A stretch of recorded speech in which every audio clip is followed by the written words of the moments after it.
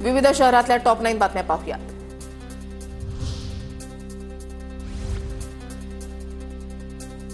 श्रावणानिमित्त सोलापुरातील सिद्धरामेश्वर मंदिराला आकर्षक विद्युत रोषणाई. भाविकांची दर्शनासाठी मोठी गर्दी. सिद्धरामेश्वरांच्या समाधीला फुलांची सजावट. पहिल्या श्रावणी शनिवारी नाशिकच्या पुरातन कपालेश्वर महादेव मंदिरामध्ये भाविकांची पहाटेपासूनच दर्शनासाठी गर्दी. समोर नंदी नसलेले एकमेव मंदिर म्हणून कपालेश्वरची महती. कोल्हापूरच्या इचलकरंजी शहापूर पोलीस ठाण्याच्या बाहेर तृतीयपंथीयांचा आक्रोश. तक्रार स्वीकारली जात नसल्याच्या मुद्द्यावरून तृतीयपंथीयांकडून संताप व्यक्त. पोलीस निरीक्षकांची गाडी अडवून जाब विचारला.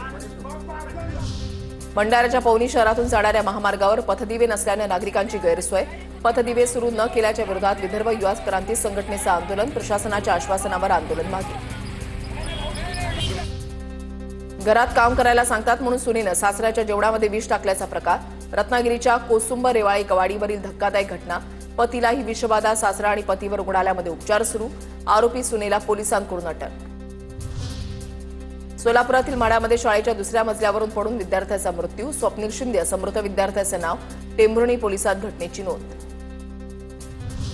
छत्रपती संभाजीनगरमध्ये पोलीस आयुक्तालय परिसरामधील पत्त्याच्या क्लबवर पोलिसांचा छापा. अनेक दिवसांपासून पोलीस आयुक्तालयापासून हाकेच्या अंतरावर सुरू होता क्लब. नाशिकमधील सटाणा करंजखेड बस सेवा सुरू झाल्यानं विद्यार्थी पालकांमध्ये आनंदाचं वातावरण. शाळेमध्ये जाण्यासाठी बस सेवा उपलब्ध नसल्यामुळे विद्यार्थ्यांचे प्रचंड हाल होत होते. शिक्षक आणि ग्रामस्थांच्या पाठपुराव्यामुळे बस सेवा सुरू. बुलडाण्याच्या खामगावमध्ये गाय चोरल्याच्या संशयावरून तरुणाला तिघांकडून बेदम मारहाण. धर्म जाणून घेण्यासाठी तरुणाचे कपडेही काढायला लावल्याचा प्रकार. पोलिसांकडून मारहाण करणाऱ्यांच्या विरोधात अॅट्रॉसिटी अंतर्गत गुन्हा दाखल.